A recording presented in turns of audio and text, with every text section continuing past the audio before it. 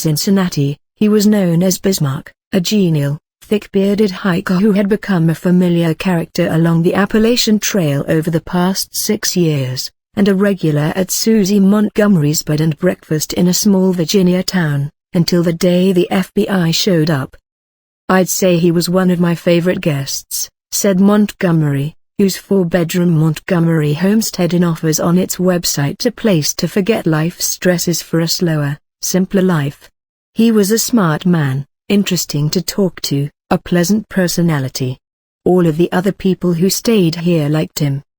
He was in his room, she recalled, on May 16 during the annual Trail Days festival that brings thousands of people into tiny Damascus, Virginia, when she responded to a knock on the door.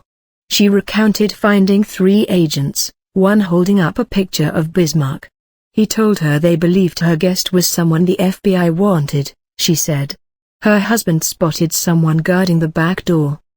Soon Bismarck was being led away in handcuffs, and the FBI was announcing the arrest of James T. Hams, a white-collar crime suspect missing since 2009. "They allowed me to hug him," she said. "He whispered to me that he was sorry that this happened." The 53-year-old Lexington, Kentucky, accountant now sits in a southwest Ohio county jail.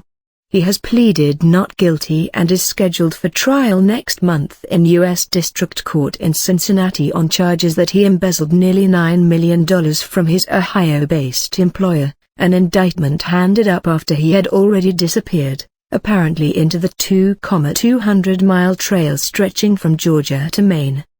Court documents indicate there have been negotiations about a plea agreement to avoid trial. Ham's attorney did not respond to messages seeking comment. Authorities aren't saying much about what they believe happened to the money or Ham's whereabouts the past 6 years.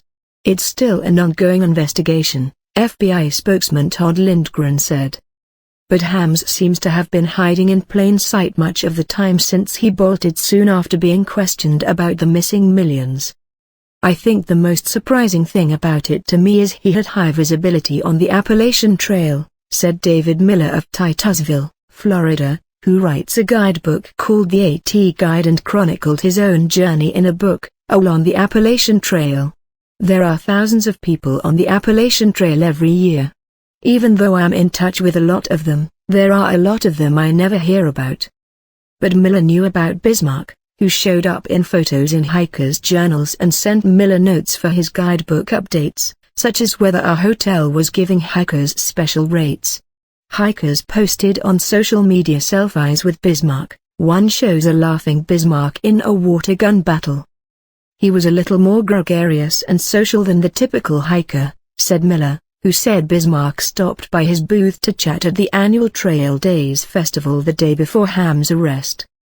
Hikers often adopt trail names to be known as during their trail adventures. The significance of the Bismarck name isn't clear. Hams is a Milwaukee, Wisconsin, native who was living in Kentucky. During hiker small talk, Bismarck is said to have sometimes told people he had a software company. Hams, also a licensed pilot, had credited successful investment in a software company for extra money that paid for scuba diving trips to the Caribbean in the years before his indictment, according to former in-laws who were interviewed for an episode of the CNBC series American Greed.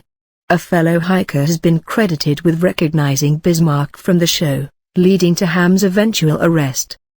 Hams was Lexington-based controller for the Southern Division of G&J Pepsi Cola bottlers.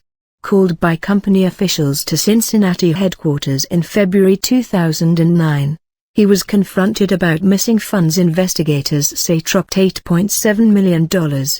Authorities say Hams soon disappeared, leaving behind a wife who would later divorce him and his daughter.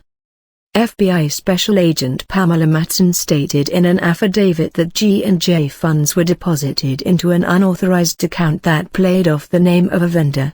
Investigators found that Hams opened the account in 1998, she said.